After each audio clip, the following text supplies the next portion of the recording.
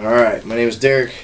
UFC 95 this Saturday night, 21st of February 2009. We've got an exciting fight card. I'm going to give you my picks. We got the first fight. I'm only going to do the 5 fights of the fight card that show up on regular viewing time. I'm not going to do the prelims. We can do those later sometime. Fight number 1, Josh Koscheck versus Paulo Thiago. A lot of people at home are going, I'm picking Josh Koscheck because I like Josh Koscheck.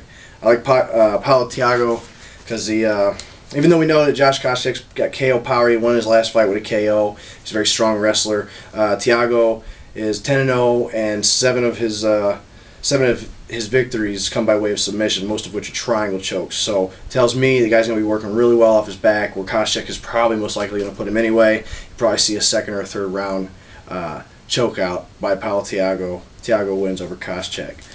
Fight number 2. So we got one of my favorite up-and-coming middleweights, Demian Maia versus Chael Sonnen. Aside from the fact that, Demian Maia is an up-and-comer, like I just said, he's got devastating ground game, awesome submission ability, some of the best submission ability I've seen out of the middleweight division. Chael Sonnen, with more than 30 fights on his record, he's definitely experienced. He's definitely kind of been there. But 6 of his 9 fights lost come out of submission. So that tells me he's going to have a hard time with submission fighters, as he has in the past. And Demian Maia is going to eat him alive. Demian Maia wins that fight probably in a first. I'll bet you. Fight number 3, Nate the Great Marquardt versus Wilson Govea, or Govier, or however you say this guy's name. I didn't really have anything to say about this fight. They don't call him Nate the Great for nothing. Marquardt wins probably the unanimous decision. I'd imagine it's going to go the distance. If not, it'll be a tap out. It'll be a short night for Govier.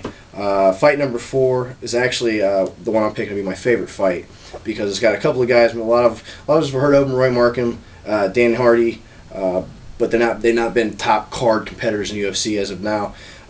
Coming up, they will be the co-main event. Dan Hardy has scored 10 TKO victories in his career, along with a few submissions, but those submissions come by way of strikes. So that just tells me that Dan Hardy is a guy who's out to pound, ground and pound, whatever it takes. At UFC 89, he scored a split decision victory over Akihiro Gono, which, as a tough customer, you don't just walk over that guy. So he's obviously a competitor, Dan Hardy is.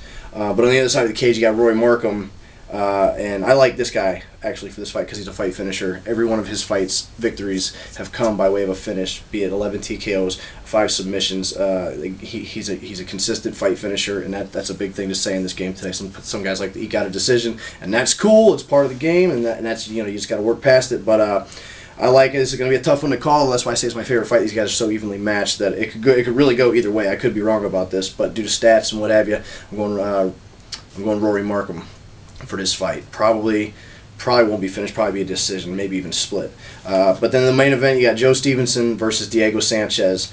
This is another really evenly matched fight. However, Joe Stevenson, as good as he is on the ground, as tough as he is, he has a problem with guys tapping him out. His last 2 losses come by, BJ Penn and Kenny Florian. They both choked him out.